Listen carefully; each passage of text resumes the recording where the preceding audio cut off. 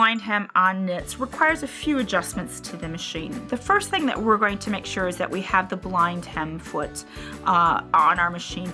And again, this little thumb screw actually adjusts the position of our guide or our ridge that we're going to place a fold of our blind hem up against. When you get this out of the machine and use a foot for the first time, you'll find that this guide is bumped all the way over to the left side. You're going to want to release that by turning the little thumb screw towards you. So remember, towards you moves the guide to the right, away from you moves the guide to the left. The next thing that we're going to do is take a look at our stitches. There are two blind hem stitches on the Baby Lock Joy. The first one would be stitch number E and stitch number H. Stitch number H I actually use for wovens such as lightweight to medium weight cottons, wools, and decorative fabrics. And stitch E I use for knits. You can also use it for wovens if you would like, but I like to use E for knits. We're going to change our stitch selector so that we are on stitch number E. Then we're going to adjust our stitch length to 2.5, and I want to take the stitch width to 5. I want the widest width so those little peaks actually grab the fold of my fabric. And then the tiny little zigzags that you see will actually be on the lip of my fabric. Now I folded up my hem on my fabric, and to get that lip, as I call it, I'm going to turn my fabric so that I'm looking at my right side, and then I'm going to fold back the body of my fabric, and now I have what I call my fold and my lip. Again, the fold is where those little peaks are going to hit, and then that little zigzag is going to run across that lip. So we're ready to place our fabric underneath our presser foot.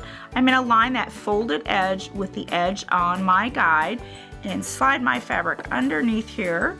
And what I notice, or when I actually work with knits, the great thing is this fabric edge, I don't have to overcast, I don't have to pink, because it's a knit, it's not going to ravel. Now what's going to happen is those little peaks are going to hit along the fold, and that zigzag is going to be on what I call the lip. And again, I always practice or play with my stitch first to make sure that I have my guide set in the right spot for those peaks to catch that fold. Now in looking at this, I think I am actually right on. I'm just getting a little bit of that peak into that fold, and if I wanted to, I could certainly go ahead and I could adjust my stitch position by adjusting that guide, and you can see there's a little peak right there. I'm going to continue sewing to the end.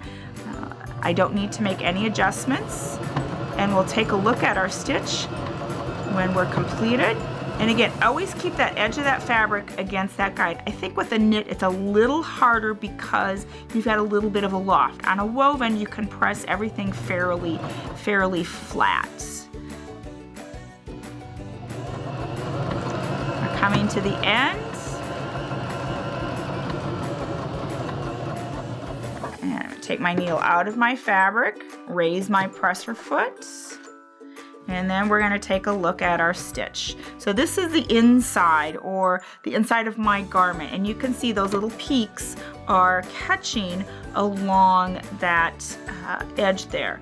And sometimes what will happen, and it happens to me, is that one of my, possibly my needle thread just gets caught up in that stitch. Just go ahead and pull that out. You can see there's those little peaks just catching that, and there's that little zigzag along the edge. Now if I look at the right side here, because my thread does not match my fabric, you are going to see my peaks in my fabric. But if I had used a gray thread, you would not see that. That thread would blend in perfectly with it, and that gives you just a beautiful blind hem. Or this might be something that you want as far as a decorative look by changing those thread colors. Kind of gives it that artsy or designer look. But creating this stretch blind hem is really pretty easy on the Baby Lovejoy, and just by making a few adjustments to your stitch and setting up that guide, you have that perfect stitch. And the reason that I like this stitch, well, one of the many reasons I like this, you can see that the stitch is actually stretching with my fabric and coming back. So I know that I'm not going to have a popped hem when I pull it over my head, or if I bend over, or if it gets caught on something. That hem is going to stretch with that fabric. That's why this is the ideal blind hem to use on knit fabrics.